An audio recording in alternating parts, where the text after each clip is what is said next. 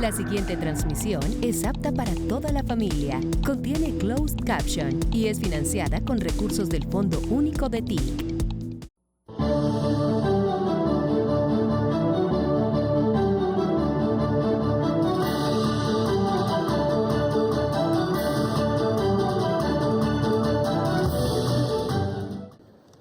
Bien, he escuchado problemáticas concretas de 3 líneas de producción campesina. No es lo mismo cuando produce el campesinado que cuando produce los grandes hacendados del país. La política pública es diferente. Muy atenta, prácticamente tienen una entidad pública para ellos, Finagro, a que no se queden sin crédito, que el crédito sea barato, que haya una especie de protección estatal para quienes siembran azúcar, por ejemplo, o palma africana. Tanta es la protección que quienes siembran azúcar tienen copado el mercado de las bombas de gasolina por una norma, por una ley. Casi todo colombiano o colombiana que use la gasolina tiene que pagarle a los azucareros. Pero eso no es lo mismo con la panela. Teniendo más o menos los mismos componentes, mejor la panela que el azúcar. Entonces la panela sí no tiene garantizado ningún mercado y fue a punto el año pasado, traspasado, de perecer, porque los mismos azucareros al derretir el azúcar pues hacen panela o parecido a la panela, solo que por sus grandes escalas productivas, sus factorías, la pueden hacer muy barata.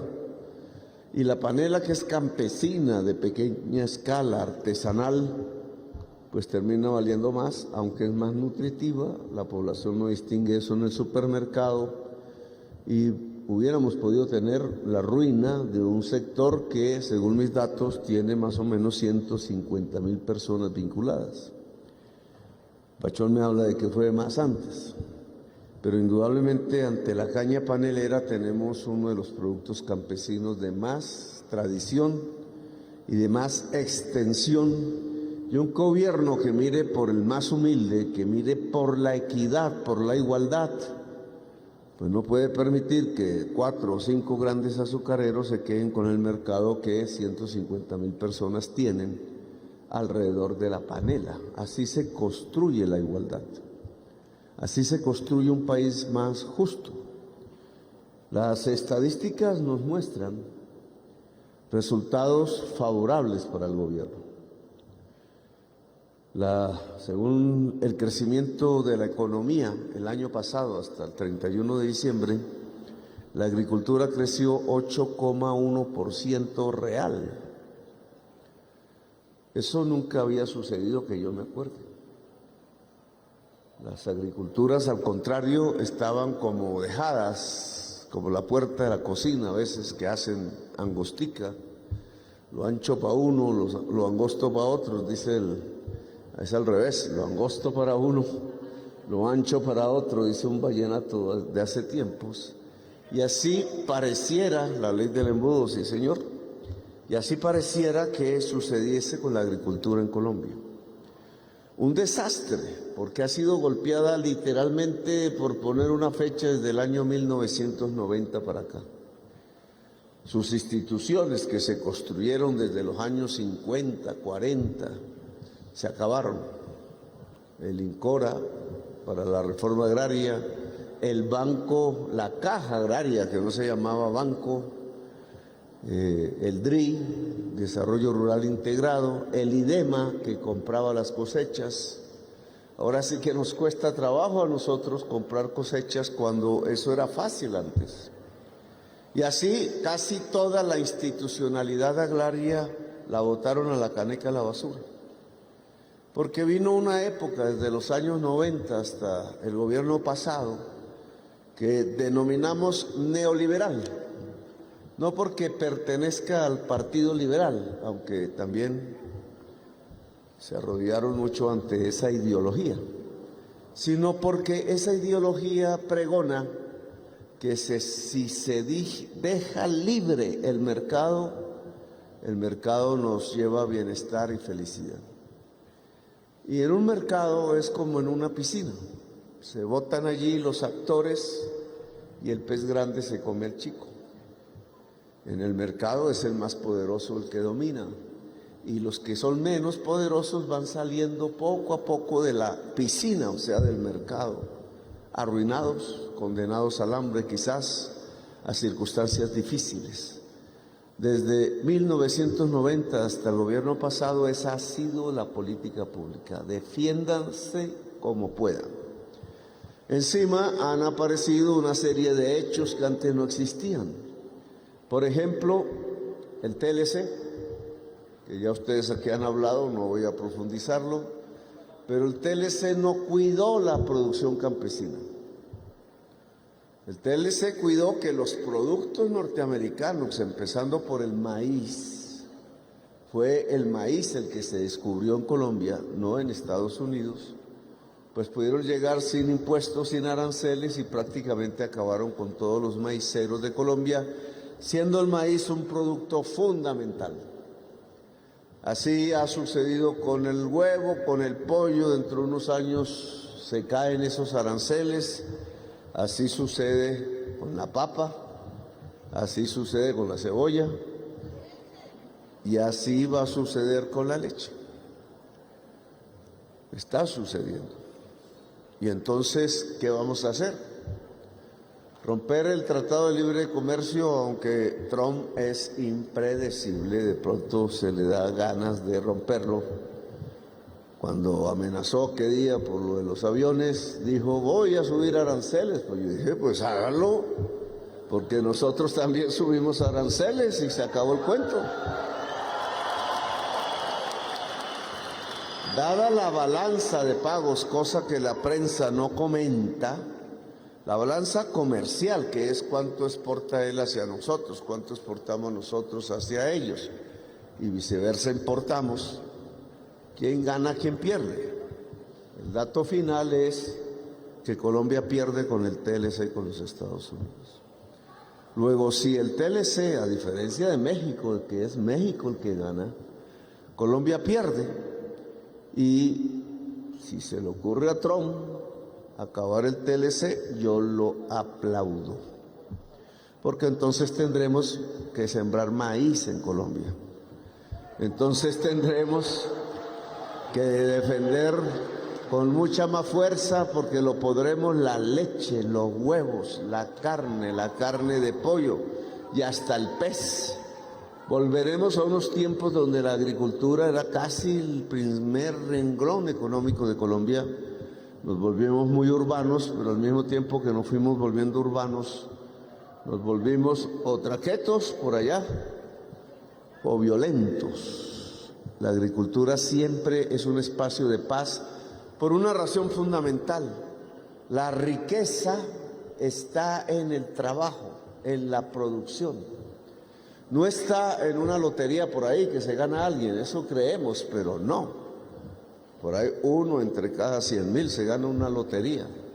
No es que nos llega la plata regalada, por ejemplo la de la cocaína en esas regiones violentas, llega con violencia y con muerte. Son los hijos de la familia que siembra hoja de coca los que mueren. Y qué cambio tan brutal, entregar los hijos a la muerte a cambio de unos dineros un poco mejores, que se hiciera otro cultivo. Y aquí obviamente esto tiene que tener un apoyo del gobierno. Si crecimos 8,1% el año pasado hasta el 31 de diciembre en diversos renglones agrícolas, casi todos, es porque lo hicimos bien. Hay que recoger la cantidad de políticas públicas que se usaron el año pasado y mantenerlas este año para no retroceder. Lo que más creció fue el café. Hay que lograr que al campesino productor de café le llegue más del precio internacional del café, porque se queda en el camino, se queda entre intermediarios. Los ricos resulta que viven es en el poblado y en el norte de Bogotá, se llevan las fortunas del café y el que está realmente cultivando el café por allá en el Huila, en el Cauca, recibe muy poco. Y entonces una de las tareas a profundizar es que el productor directo reciba más dinero del precio internacional, en este caso porque el café se exporta. Pero igual no fue bien con la caña panelera. Igual no fue bien con diversos productos agrarios que en promedio entonces nos dieron la tasa de crecimiento más grande de la agricultura en muchísimo tiempo. Yo, la verdad, no recuerdo que haya un año antes que haya tenido tan alta tasa de crecimiento. Ahora, el problema es que no nos podemos dormir en los galardones, porque este año tiene que ser mejor. Si la producción es la madre de la riqueza, pues Colombia cada vez será más rica si tiene más agricultura, más industria. Y yo creo que aquí tenemos un ejemplo. Desde el principio de mi gobierno, a las diferentes ministras de Agricultura le he pedido que actúe. Al Banco Agrario, que quiero, porque no vino aquí, quiero que me entregue, ojalá en el día de hoy, la cifra de crédito asociativo. ¿Qué es esto del crédito asociativo? Es que el campesino, que siempre ha sido muy individual con su familia en Colombia, para poder resistir esas competencias internacionales y la corrupción, tiene que asociarse, sin perder su tierra, sin perder su propia experiencia, su vida personal. Pero hay cosas que no se pueden hacer solos. Por ejemplo, el caso de la pasteurizadora, que aquí estamos tratando de echar para adelante. 18.000 millones de pesos, no es mucha plata para un gobierno. Una persona así. Entonces, si le dice uno a un campesino lechero, a una campesina lechera, oiga, hágase usted la pasteurizadora, no tiene que invertir sino 18.000 millones de pesos, pues ¿qué banco le va a prestar? Si la parcela y las vacas juntas no dan ni para el 10%. Entonces hay que asociarse por regiones, entre vecinos, porque la pasteurizadora hay que ponerla en una región y tiene unos máximos de capacidad, unos mínimos. Los ingenieros industriales saben esto mejor que yo, pero en determinada región la pasteurizadora puede tener sentido si los campesinos y campesinas lecheras de esa región se juntan y se vuelven propietarias de la refrigeradora. Ojo con eso. Porque si es el Estado el propietario, compañero Pachón, o sea, muy al estilo de Cuba, pues los cubanos no cambian de gobierno y más o menos mantienen una dirección sobre la empresita. Pero nosotros sí cambiamos de gobierno y a veces llegan unas vainas que acaban, como digo por ahí, hasta con el nido de la perra. Y entonces si van cambiando gerente al arbitrio de un alcalde o de un presidente o un ministro que va cambiando cada rato, pues en algún momento descuidan la empresa, se deja oxidar y se acabó la inversión y perdimos. Por eso ese tipo de empresas puede ser cuidada mejor que el Estado por las asociaciones conjuntas de campesinas y campesinos lecheros. Habrá agarrones, habrá discusiones como siempre en el ser humano, pero se cuidará mejor porque es una propiedad de ustedes, no de alguien extraño fuera del país o un rico de Medellín o de Bogotá, sino ustedes los dueños de la pasteurizadora. Y eso tiene que garantizarse, César. Ahora, para conseguir 18.000 millones de pesos, que supongamos vale la fábrica, pues se puede hacer también asociativamente, pero seguramente que nos va a faltar dinero. Y ese dinero está en los bancos. Dicen los ladrones, el dinero está en los bancos. Pero los bancos no le prestan al pobre, por eso hay pobres. Los bancos le prestan al que ya tiene. Y entonces nuestra sociedad se va dividiendo cada vez más en lo que llamamos la desigualdad social. Y de la desigualdad social pasamos a la violencia, pasamos a traqueteos por ahí, pasamos a matarnos entre nosotros mismos. Y nada sale bueno de la desigualdad. En cambio, una sociedad más equitativa, les voy a poner como ejemplo para que lo investiguen por ahí por internet. El primer ministro, que es como el presidente de ese país, quiso venir aquí, César, para mirar y para enseñar. Es Nueva Zelanda. En Nueva Zelanda no hay hacendados grandes. Hay personas como acá, más o menos, tienen mucha menos tierra que Colombia. Y viven entre las vacas, tienen ahí su casita, son unas casotas. Y sus hijos estudian en la universidad, pero no se van de su casa, sino hasta cuando ya lo deciden por otras razones, y cuidan sus vacas y tienen la cooperativa para llevar la leche, que sale con maquinaria especializada en eso, y cuando llega a las pasteurizadoras exportan la leche, porque es tanta leche la que sale que ni siquiera la propia población de ese país alcanza para consumirla toda, y hoy son los principales exportadores del mundo, por encima de los gringos, de los europeos, de los suizos. No solo leche líquida, sino en todas sus formas industriales. ¿Y cómo es que los principales exportadores del mundo son granjeros pequeños que viven en sus casas cuidando sus propias vacas? La diferencia es la asociatividad, saber trabajar en equipo. Y por eso aquí otra persona de las que habló decía, háganos también otra pasteurizadora por allá. Pues sí, lo mismo. Pues en todos los campos donde haya alta productividad de leche hay que intentarlo. Y también hay que intentarlo con la papa. Me decía aquí el compañero que habló de segunda, que la carga de papa en Corabastos está a 80,000 y los costos a 200 y pico mil. ¿Quién sabe quién llevará la carga de papa hasta Corabastos? Porque esas son formas de asociatividad. Si hay una región papera, ser dueños de los camiones, pero también industrializar la papa.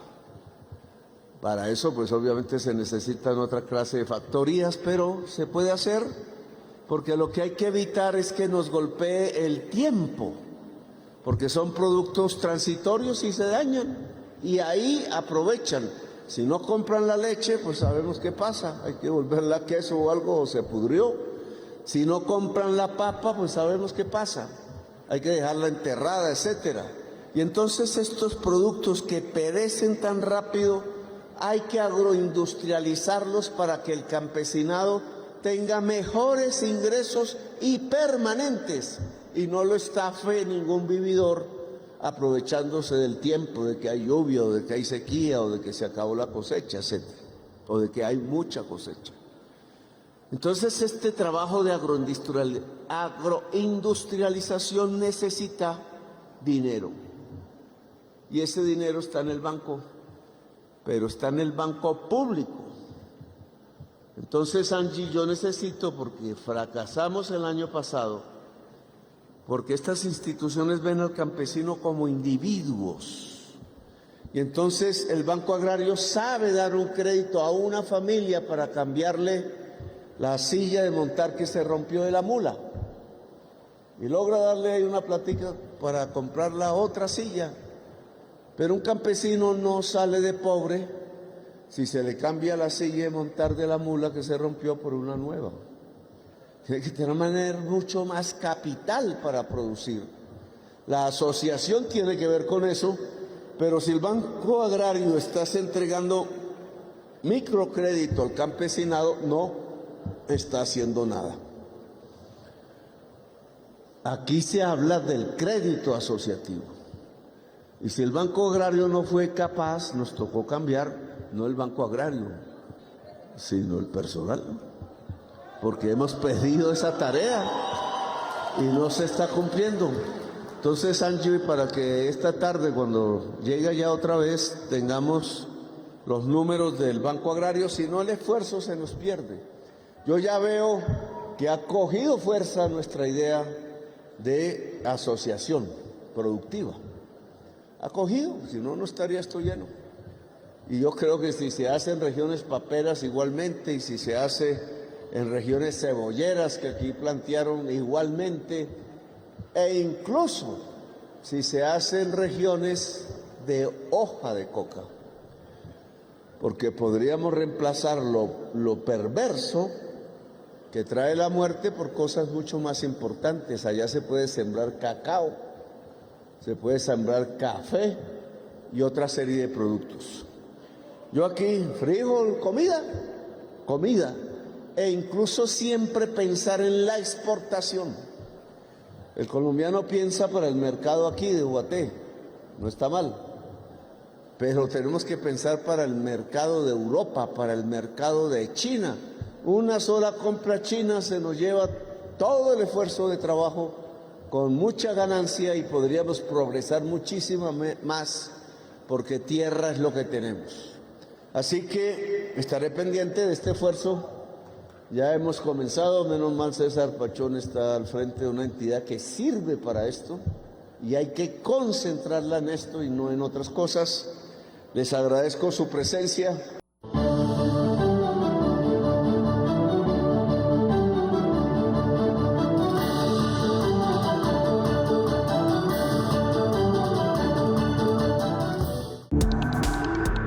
Este contenido fue financiado con recursos del Fondo Único de TIC.